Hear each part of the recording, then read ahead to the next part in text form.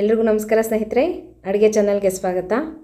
ಇವತ್ತಿನ ರೆಸಿಪಿಯಲ್ಲಿ ಆಲೂ ಮಟರ್ ಗ್ರೇವಿಯನ್ನು ತೋರಿಸ್ತಾ ಇದ್ದೀನಿ. ಇದು ಒಂದು ಗ್ರೇವಿ ರೆಸಿಪಿ, ತುಂಬ ರುಚಿಯಾಗಿರುತ್ತೆ. ಚಪಾತಿ, ಪೂರಿ ಮತ್ತು ನಾನು ಕುಲ್ಚಾ ಆ ಥರ ಏನಾದರೂ ಮಾಡಿಕೊಂಡ್ರೆ ಸೂಪರ್ ಕಾಂಬಿನೇಷನ್ ಅಂತ ಹೇಳ್ತೀನಿ. ನೋಡಿರಿ, ನಾನಿಲ್ಲಿ ಒಂದು ಬಾಣಲಿ ಇಟ್ಕೊಂಡು 1 ಚಮಚದಷ್ಟು ಬೆಣ್ಣೆ, 1 ಚಮಚದಷ್ಟು ಎಣ್ಣೆ ಎರಡೂ ಹಾಕಿದ್ದೀನಿ. ಮತ್ತು ಸ್ವಲ್ಪ ಜೀರಿಗೆ ಹಾಕ್ತಾಯಿದ್ದೀನಿ.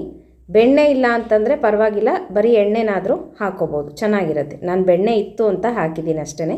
ಸ್ವಲ್ಪ ಅರಿಶಿನ ಪುಡಿಯನ್ನು ಹಾಕೋಬೇಕು. ಸ್ವಲ್ಪ ಜೀರಿಗೆ ಚೆನ್ನಾಗಿ ಚಟಪಟ ಅಂತ ಸಿಡಿದ ಮೇಲೆ ಇದಕ್ಕೊಂದು ಟೊಮೆಟೊ ಪ್ಯೂರಿಯನ್ನು ಹಾಕಬೇಕು. ಇದು ಏನೇನು ಹಾಕಿದ್ದೀನಿ ಅಂದರೆ 2 ಟೊಮೆಟೊ, 1 ಹಸಿಮೆಣಸಿನ್ಕಾಯಿ, 1 ಇಂಚಷ್ಟು ಶುಂಠಿ, ಈ 3 ಹಾಕಿ ರುಬ್ಬಿ ಇಟ್ಕೊಂಡಿದ್ದೀನಿ.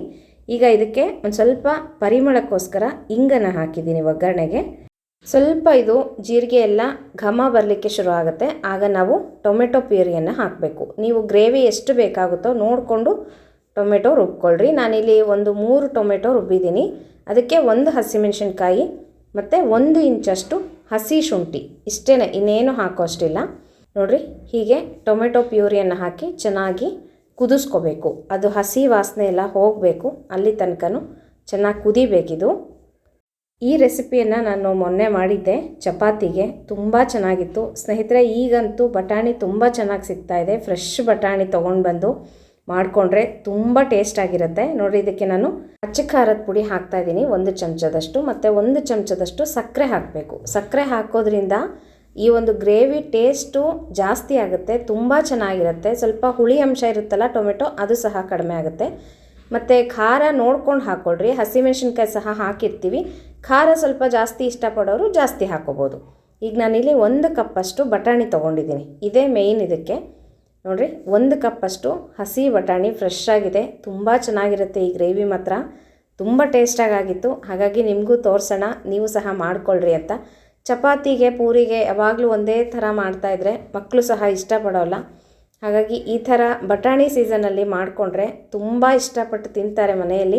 ನೀವು ಇದಕ್ಕೆ ಪನ್ನೀರ್ ಸಹ ಹಾಕೋಬೋದು. ನಾನು ಪನ್ನೀರ್ ಬದಲಾಗಿ ಆಲೂಗಡ್ಡೆಯನ್ನು ಇಲ್ಲಿ ಬೇಯಿಸಿ ಇಟ್ಕೊಂಡಿದ್ದೀನಿ. ನಾನು 2 ಆಲೂಗಡ್ಡೆಯನ್ನು ದೊಡ್ಡ ಸೈಜಲ್ಲಿ ತೊಗೊಂಡಿದ್ದೀನಿ.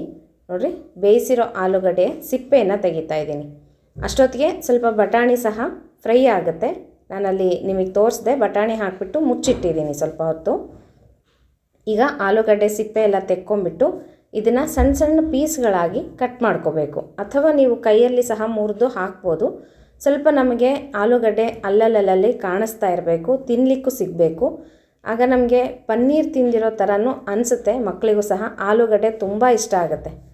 ಈಗ ಹೊರಗಡೆ ಸಿಗುವಂಥ ನಾರ್ತ್ ಇಂಡಿಯನ್ ಗ್ರೇವಿಗಳನ್ನ ತುಂಬ ಜನ ಇಷ್ಟಪಡ್ತಾ ಇರ್ತಾರೆ. ನೋಡಿರಿ, ಎಷ್ಟು ಚೆನ್ನಾಗಾಗಿದೆ. ನೀರಿನಂಶ ಎಲ್ಲ ಹೋಗ್ಬಿಟ್ಟು ಎಣ್ಣೆ ಸಹ ಬಿಡ್ತಾ ಇದೆ, ನಿಮಗೆ ಕಾಣಿಸ್ತಾ ಇರ್ಬೋದು.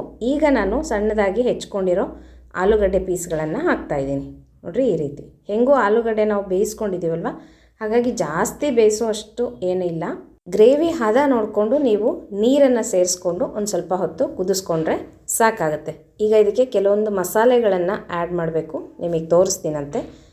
ಕಾಣಿಸ್ತಾ ಇದೆಯಾ? ಎಷ್ಟು ಚೆನ್ನಾಗಿ ಕಾಣಿಸ್ತಾ ಇದೆ ಅಲ್ವಾ?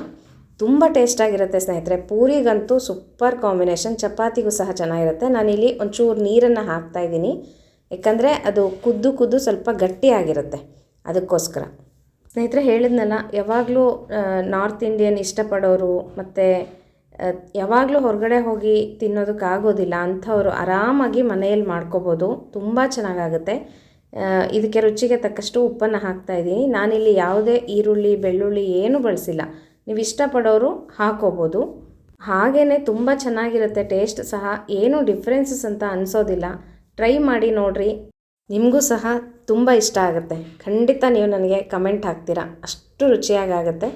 ಈಗ ನೋಡಿರಿ, ಮತ್ತೆ ಒಂದು ಸ್ವಲ್ಪ ತಿಕ್ಕಾಗ್ತಾ ಇದೆ ಇದು, ಯಾಕಂದರೆ ಆಲೂಗಡ್ಡೆ ಹಾಕಿರ್ತೀವಲ್ವ, ಅದಕ್ಕೋಸ್ಕರ ಅದು ನೀರಿನಂಶ ಎಲ್ಲ ಸ್ವಲ್ಪ ಹೀರ್ಕೊಂಡು ಮತ್ತೆ ಗಟ್ಟಿ ಆಗುತ್ತೆ. ಈ ಗ್ರೇವಿ ಬಂದುಬಿಟ್ಟು ತುಂಬ ಗಟ್ಟಿ ಇರಬಾರ್ದು, ತುಂಬ ನೀರು ಸಹ ಇರಬಾರ್ದು. ಹಾಗಾಗಿ ನೋಡಿಕೊಂಡು ಆ ತಿಕ್ನೆಸ್ ಎಷ್ಟು ಬೇಕಾಗುತ್ತೋ ನೋಡ್ಕೊಂಡು ನೀವು ಹಾಕ್ಕೊಳ್ರಿ ನೀರನ್ನ. ಈಗ 1 ಚಮಚದಷ್ಟು ಗರಂ ಮಸಾಲ ಹಾಕ್ತಾಯಿದ್ದೀನಿ, 1 ಚಮಚದಷ್ಟು ಧನಿಯಾ ಪೌಡರ್. ಇದನ್ನು ಚೆನ್ನಾಗಿ ಕಲಿಸ್ಕೊಂಡು ಒಂದು ಸಲ ಕುದಿಸ್ಕೊಂಡ್ರೆ ಸಾಕಾಗುತ್ತೆ. ಪರಿಮಳ ಅಂತೂ ಎಷ್ಟು ಘಮ ಘಮ ಅಂತ ಇರುತ್ತೆ ಅಂದರೆ ತುಂಬ ರುಚಿಯಾಗಿರುತ್ತೆ. ನಾನು ಚಪಾತಿಗೆ ಮಾಡಿದ್ದೆ, ನೀವು ಪೂರಿಗೆ ಮಾಡ್ಕೋಬೋದು. ನಾನು ಕುಲ್ಚಾ ಈ ಥರ ಏನಾದರೂ ಮಾಡ್ಕೊಳ್ಳೋದಿತ್ತು ಅಂದರೆ ಇನ್ನೂ ಒಳ್ಳೆ ಕಾಂಬಿನೇಷನ್ ಅಂತ ಹೇಳ್ತೀನಿ. ಮತ್ತು ಪನ್ನೀರ್ ಇಷ್ಟಪಡೋರು ಪನ್ನೀರ್ ಹಾಕೋಬೋದು, ಆಲೂ ಬದಲಾಗಿ ಪನ್ನೀರನ್ನು ಬಳಸ್ಬೋದು. ನಾನಿಲ್ಲಿ ಆಲೂ ಮಟರ್ ಗ್ರೇವಿಯನ್ನು ಮಾಡಿ ತೋರಿಸ್ತಾ ಇದ್ದೀನಿ. ಈಗ ನೋಡಿರಿ, ಒಂಚೂರು ಕಸೂರಿ ಮೇಥಿ, ಇದು ಮನೆಯಲ್ಲೇ ಮಾಡಿದ್ದು ಮೆಂತ್ಯ ಸೊಪ್ಪನ್ನು ಚೆನ್ನಾಗಿ ಒಣಗಿಸಿ ಒಂದು ಡಬ್ಬಿಗೆ ಹಾಕಿ ಎತ್ತಿಟ್ಟಿರ್ತೀನಿ. ಅದನ್ನು ಒಂದು ಸ್ವಲ್ಪ ಕೈಯಲ್ಲಿ ಕ್ರಷ್ ಮಾಡಿ ಹಾಕಿದ್ದೀನಿ.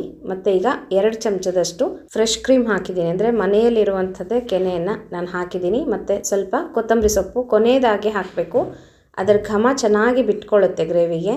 ತುಂಬ ಅಂದರೆ ತುಂಬ ಟೇಸ್ಟಾಗಿರುತ್ತೆ. ಇದಿಷ್ಟನ್ನು ಹಾಕಿ ಒಂದು ಸಲ ಕಲಿಸ್ಬಿಟ್ಟು ಸ್ವಲ್ಪ 1-2 ನಿಮಿಷ ಮುಚ್ಚಿ ಇಟ್ಬಿಟ್ರೆ ನಿಮಗೆ ಆ ಒಂದು ಎಷ್ಟು ಒಳ್ಳೆ ಟೆಕ್ಸ್ಚರ್ ಕಾಣಿಸುತ್ತೆ ಅಂತಂದರೆ, ಕ್ರೀಮಿ ಟೆಕ್ಸ್ಚರ್ ಇರುತ್ತೆ ಮತ್ತು ನೋಡೋದಕ್ಕೂ ತುಂಬ ಸುಂದರವಾಗಿರುತ್ತೆ. ತಿನ್ನೋದಕ್ಕಂತೂ ಸಖತ್ ಟೇಸ್ಟಿ. ನೋಡ್ತಾ ಇದ್ದೀರಲ್ವಾ, ತುಂಬ ಅಂದರೆ ತುಂಬ ಚೆನ್ನಾಗಿರುತ್ತೆ ಸ್ನೇಹಿತರೆ. ನೀವು ಖಂಡಿತ ಟ್ರೈ ಮಾಡಿರಿ. ಬಟಾಣಿ ಅಂತೂ ಚೆನ್ನಾಗಿ ಸಿಗ್ತಾ ಇದೆ ಈಗ.